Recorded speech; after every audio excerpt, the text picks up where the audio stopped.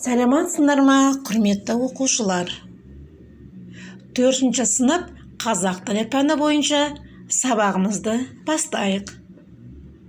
Сабақты жүргізетін мен Ақмарал Құттымбетқызы Райымбекова.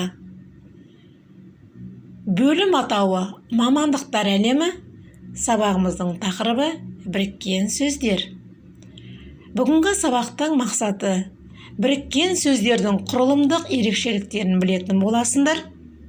Күрделі сөздердің түрлерін ажырата алатын боласыңдар. Балалар, бөліміміздің атауы мамандықтар әлемі болғандықтан, бүгін сабағымызды бастамас бұрын осы мамандық туралы өзіміздің ойымызды, көзқарасымызды білдірейік. Сендерге мынандай сұрақ қойғым келіп отыр. Мамандық дегеніміз не? Мамандықты таңдау қаншалықты маңызды деп ойлайсыңдар? Мамандығын дұрыс таңдамаса, мамандығын игере алмайды. Жарайсыңдар, балалар. Өзіңнің сүйікті ісіңе айналысың. Дұрыс айтасыңдар. Енді сабағымызды жалғастырайық. Балалар, үйге сендерге алдын ала осы бүгінгі тақырып бойынша, яғни біріккен сөздер туралы біліп, танысып, оқып келіңдер деген тапсырма берілген болатын.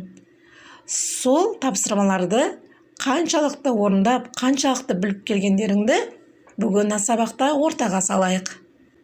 Біріккен сөздер дегеніміз не? Мысал келтіре аласыңдар ма? Одан да көп түбірден құралған сөздер біріккен сөз дейміз. Біріккен сөз бірігіп жазылады. Мысалы, ала бота, бал қарағай, су жылан. Жарайсыңдар, балалар. Сонымен біріккен сөздер дегеніміз екі не одан да көп түбірден құралған сөздерді біріккен сөздер деп атайды екенбіз. Оларды бірігіп жазылып, тұтас бір ұғымды білдіреді екенсіңдер.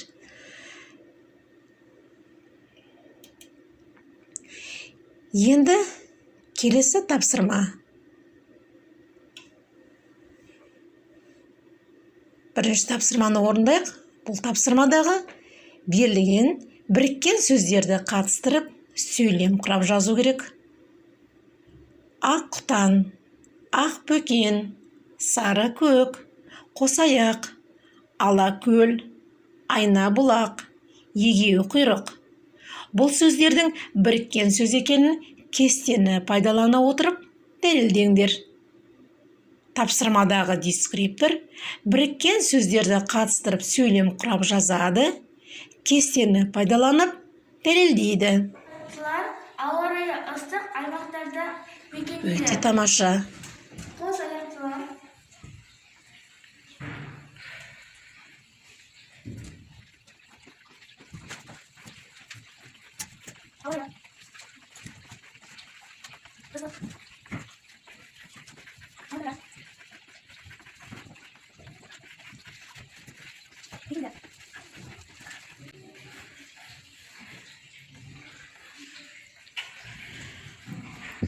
Бұл жерде қос аяқтылар біріккен сөзге жатады.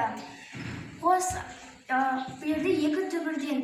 Қос аяқтылар, аяқты, аяқ. Бұл жерде екі түбірден құралып тұр. Өте тамаша. Ай.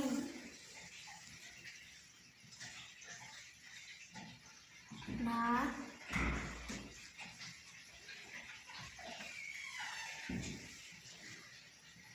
Бұл.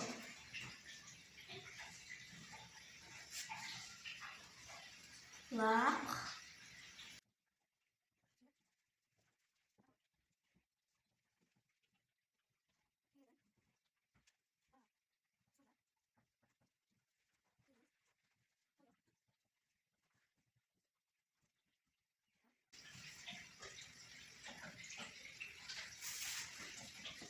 Көп.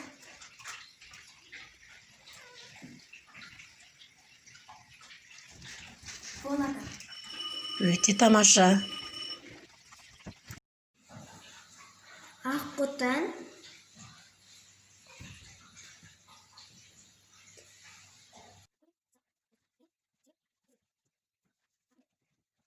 Өте тамаша.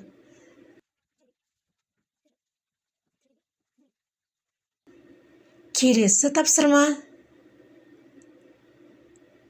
Эколог деген кім? Табиғатты қорғайтын адамды эколог дейміз.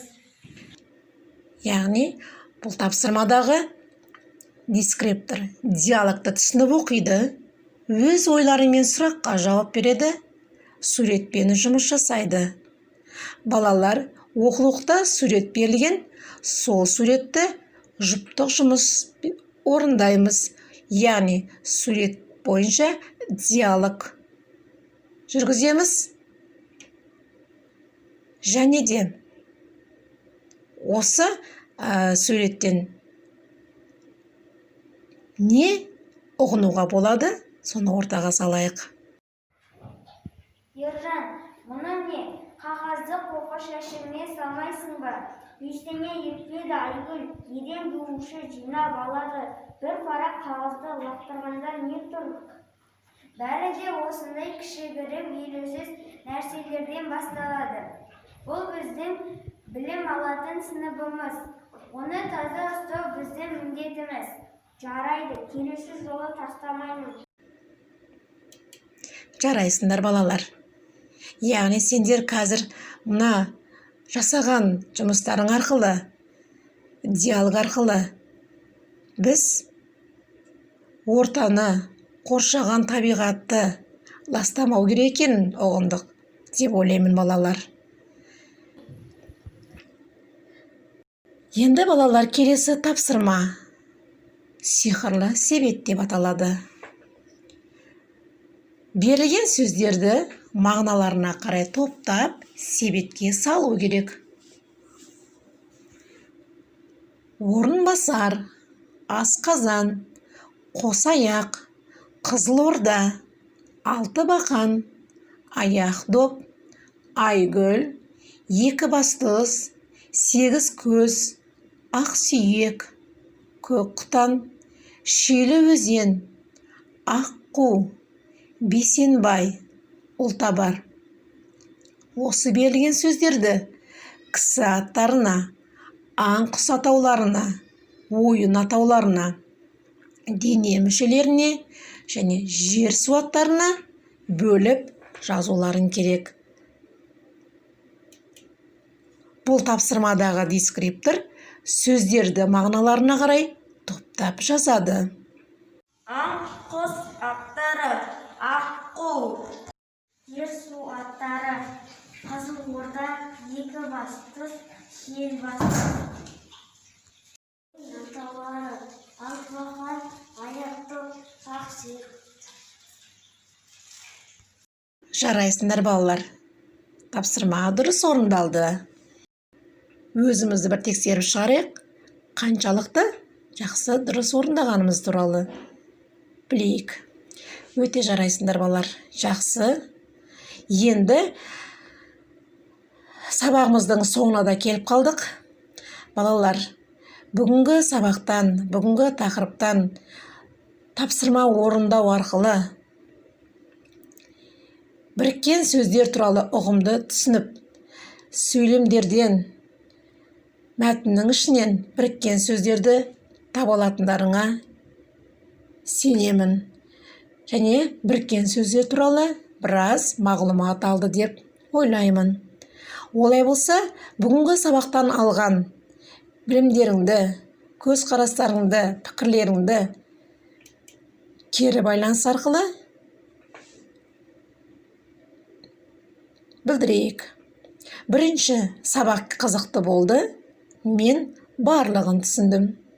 Екінші, әлі де түсінуім керек, сұрағым бар. Үшінші, мен ештеңе түсінбедім.